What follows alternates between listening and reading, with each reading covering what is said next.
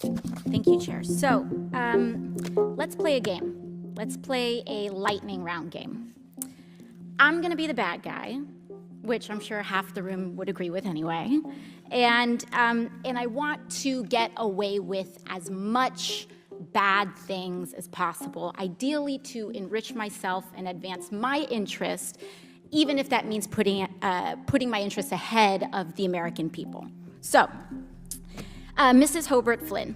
Oh, and by the way, I have enlisted all of you as my co-conspirators. So you're gonna help me legally get away with all of this. So, Mrs. Hobart Flynn, I want to run. If I want to run a campaign that is entirely funded by corporate political action committees, is there anything that legally prevents me from doing that? No.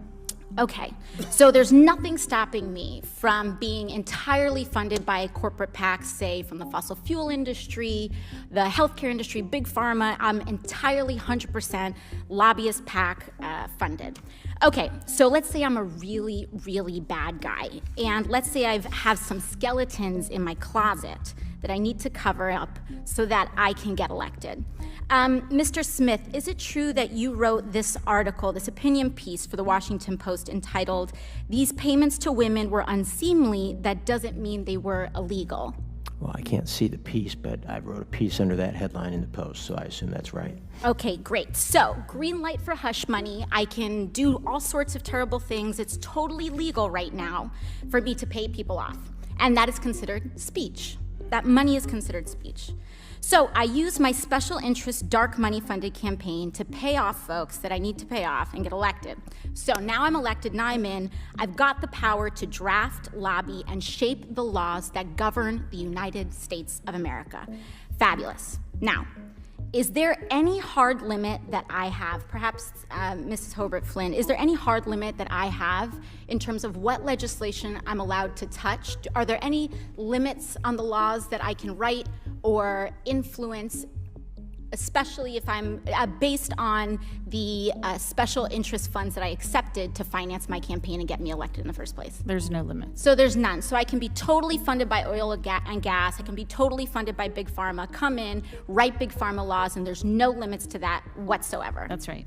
Okay, so awesome. Now, Mr. Mirabani, the last thing I want to do is get rich with as little work possible. That's really what I'm trying to do as the bad guy, right?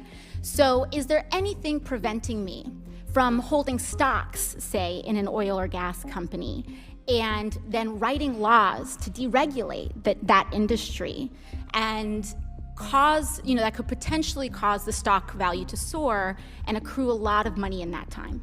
You could do that. So I could do that. I could do that now with the way our current laws are set up. Yes? Yes. Okay, great. Okay, so my last question is, or one of my last questions, I guess I'd say, is it possible that any elements of this story apply to our current government and our current public servants right now? Yes. Yes. So we have a system that is fundamentally broken. We have these influences existing in this body, which means that these influences are here in this committee shaping the questions that are being asked of you all right now. Would you say that that's correct, Yes. Mr. Mirabani or Mr. Schaub? Yes. All right, so one last thing, Mr. Schaub. In relation to congressional oversight that we have, the limits that are placed on me as a congresswoman, compared to the executive branch and compared to, say, the President of the United States, would you say that Congress has the same sort of standard of accountability? Is there more teeth in that regulation in Congress on the president, or would you say it's about even, or more so on the federal? In terms of laws that apply to the president, yeah, there's just almost no laws at all that apply to the president. So I'm being held, and every person in this body is being held to a higher ethical standard than the President of the United States. That's right, because there are some ethics committee rules that apply to you. And it's already super legal, as we've seen, for me to be a pretty bad guy. So It's even easier for the President of the United States to be one, I would assume. That's right.